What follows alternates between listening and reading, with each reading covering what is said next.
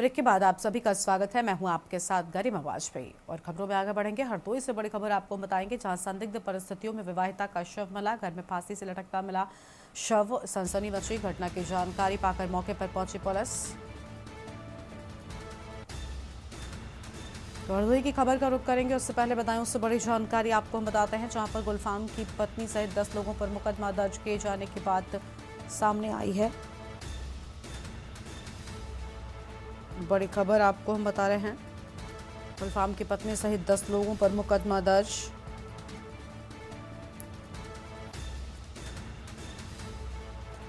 गुलफाम अहमद को उचित उपचार दिया जाए, यह हम बातें भी सामने आई हैं। और उपाधीक्षक के कार्य क्षेत्र में लाभ की बात, क्षेत्राधिकारी उजानी शक्ति सिंह को क्षेत्राधिकारी नगर का भी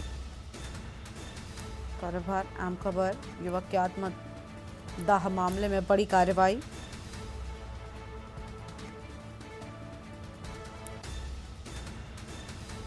अहम खबर आपको हम बता रहे हैं, युवक के आत्मदाह मामले में बड़ी कार्रवाई की बात सामने आई है।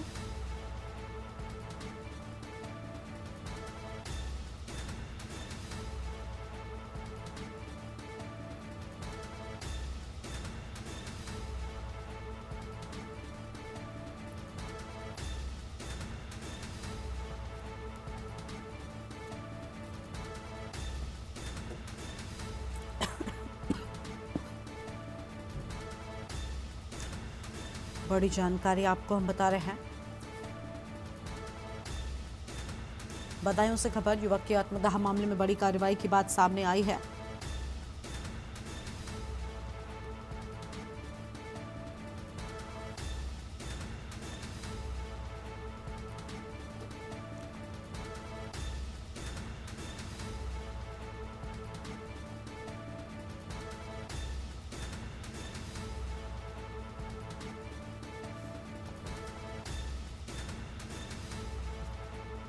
गुलफाम अहमद को उचित उपचार दिया जा रहा है, ये बड़ी खबर आपको हम बता दें। एसएसपी ने पुलिस उपाधीक्षक के कार्यक्षेत्र में किया परिवर्तन।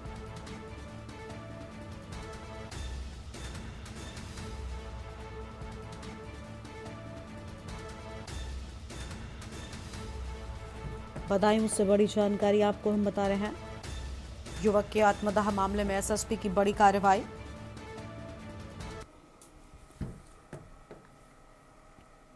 और अगली खबर आपको हम बताते हैं, हरदोई से खबर, जहां संदिग्ध परिस्थितियों में विवाहिता का शव मिला है। घर में फांसी से लटकता शव मिलने से सनसनी की बात सामने आई है। पुलिस ने शव को कब्जे में लेकर पोस्टमार्टम को भेजा। पीड़ित परिजनों ने पुलिस को सौंपी थी तहरीर।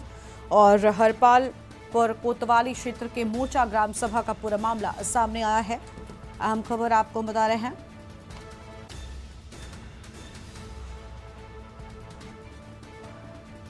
मोर्चा ग्राम सभा का पूरा मामला सामने आया।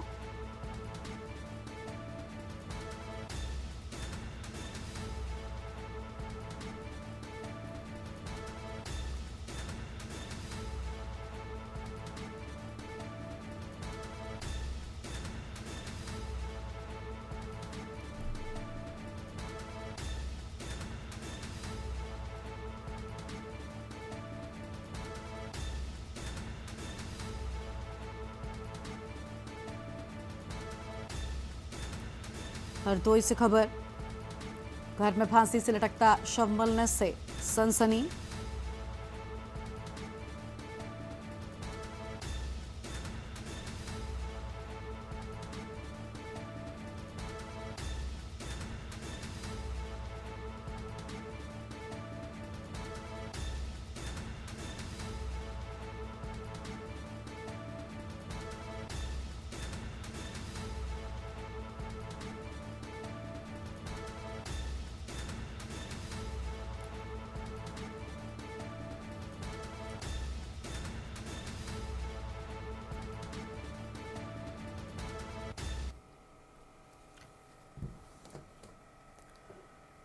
और अगली खबर आपको हम बताते हैं दिल्ली से, जहां केजरीवाल की दोपहर 12 बजे प्रेस कॉन्फ्रेंस। आप संयोजक केजरीवाल की दोपहर 12 बजे प्रेस कॉन्फ्रेंस होगी। बड़ी घोषणा करूंगा, अरविंद केजरीवाल की ओर से अहम बातें। और 44 दिन में 5 योजनाओं का ऐलान कर चुके इन महिलाओं बुजुर्गों के लिए स्कीम। केजरीवाल की ओर से बड़ी बातें सामने आई हैं। अहम खबर आपको हम बता दें,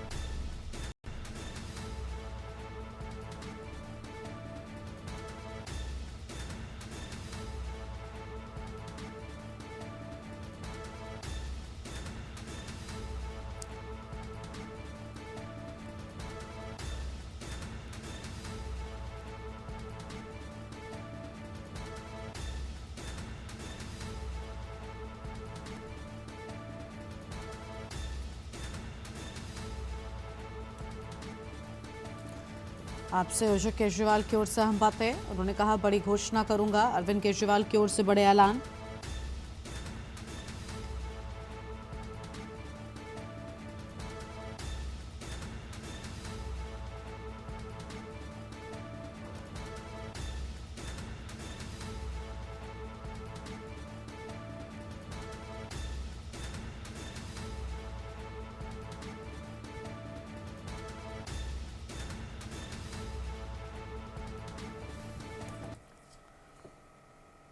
आगे बढ़ते हैं खबरों की ओर। हरदोई से खबर, जहां पर पुलिस ने पॉस्को एक्ट के आरोपी को गिरफ्तार किया है। आरोपी रामदीन को कृष्ण नगरिया से गिरफ्तार किया गया। पीड़ित पिता की तहरीर पर मुकदमा दर्ज किया गया था। आरोपी पर नाबालिग बेटी से दुष्कर्म का आरोप लगा था। ये बड़ी जानकारी आपको हम बता रहे हैं।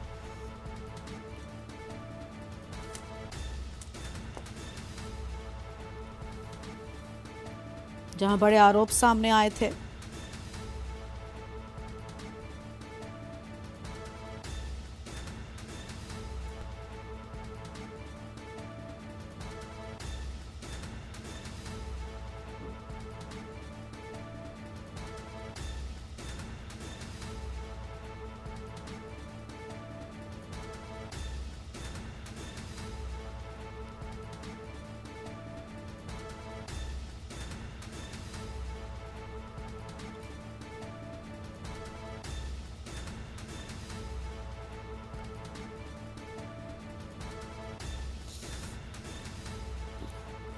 बड़ी खबर आपको हम बता दें, पीड़ित पिता की तहरीर पर मुकदमा दर्ज किया गया।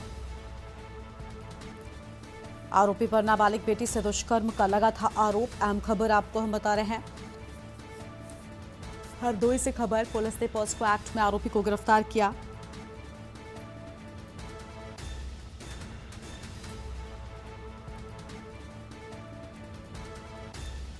पीड़ित पिता की तहरीर पर मुकदमा दर्ज किया गया।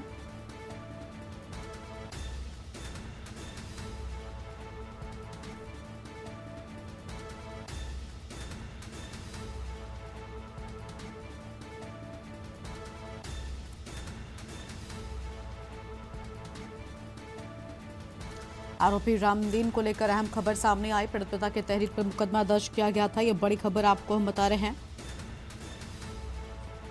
आरोपी पर नाबालिग बेटी से दुष्कर्म का लगा था आरोप।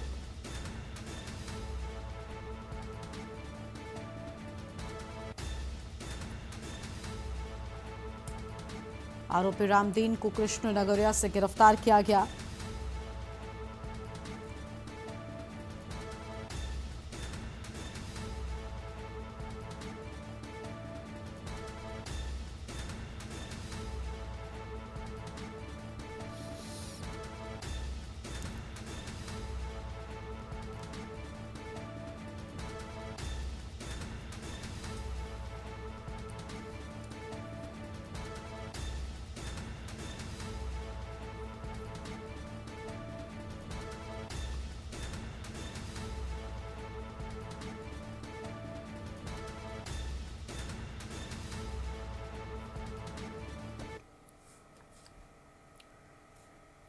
और अगली खबर आपको हम बताते हैं हरदोई से, जहां पर तेज रफ्तार ने महिला की जान ले ली। स्पीड ब्रेकर पर पीछे बैठी महिला उछलकर गिरी। महिला के सिर पर गंभीर चोटें आई हैं। सीएचसी में डॉक्टर ने मृत घोषित किया। कटरा बल्हौर हाईवे स्थित बरडरी गांव का पूरा मामला सामने आया है। अहम जानकारी आपको हम बता दें, जहां बरडरी गांव का पूरा मामला सामने आया। बड़ी खबर आपको बता रहे हैं, महिला के सिर पर आई गंभीर चोटें।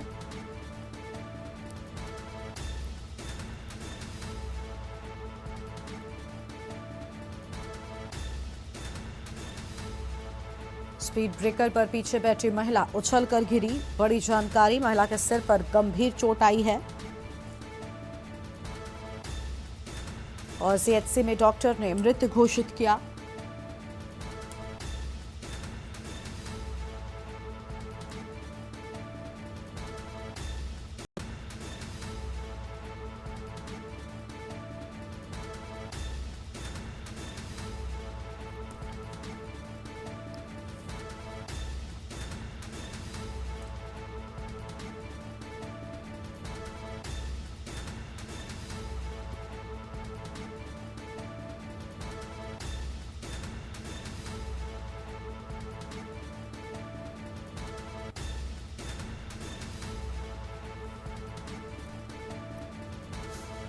महिला के सिर पर आई गंभीर चोटें।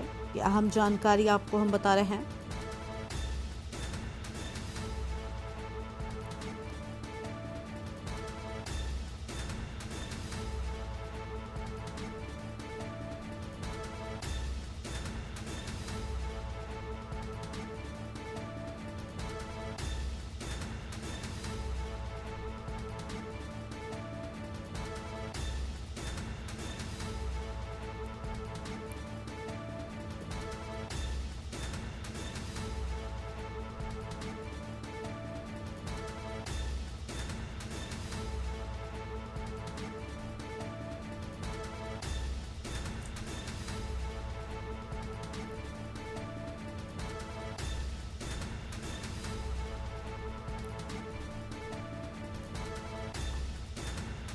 बड़ी जानकारी आपको हम बता दें।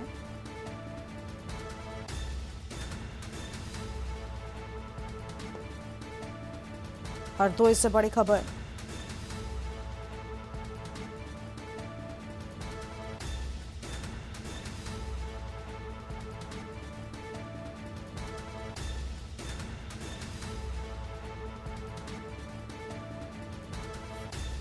सीएचसी में डॉक्टर ने मृत घोषित किया महिला को।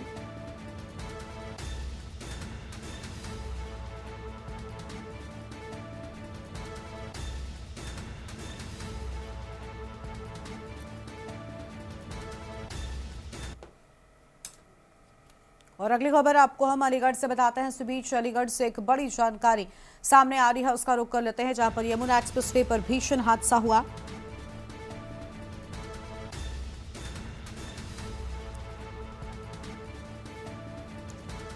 और हादसे में 2 सगे भाइयों की मौत हो गई। बड़ी खबर आपको हम बता रहे हैं।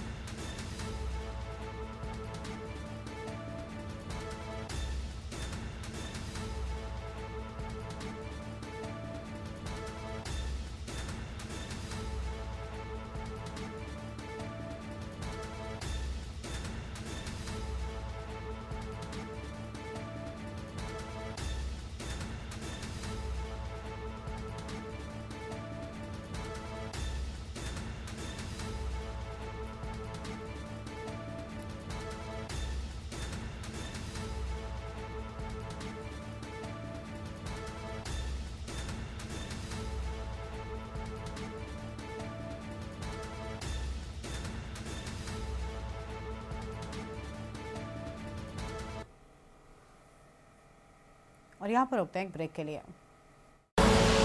आप देख रहे हैं के न्यूज, खबरों का सारथी।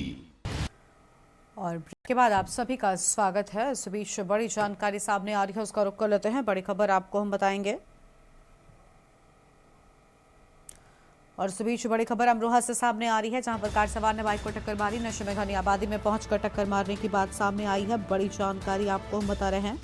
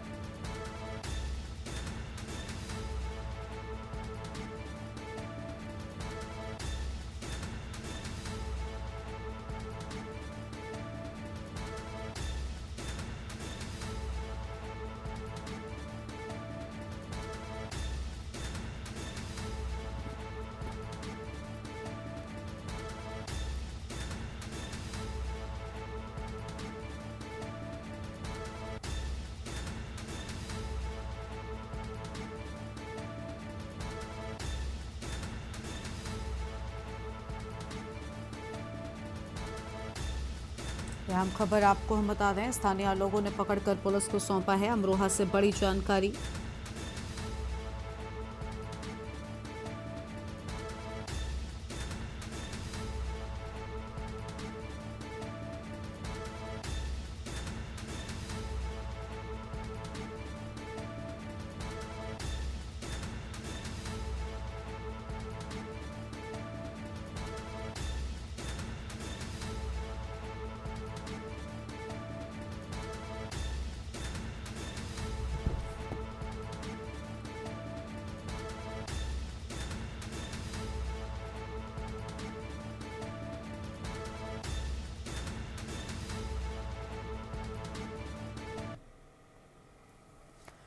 और सीधा आपको हम दिल्ली से तस्वीर दिखाएंगे जहां पर बीजेपी के प्रवक्ता सुधांशु त्रिवेदी क्या कुछ कहना सुनते हैं।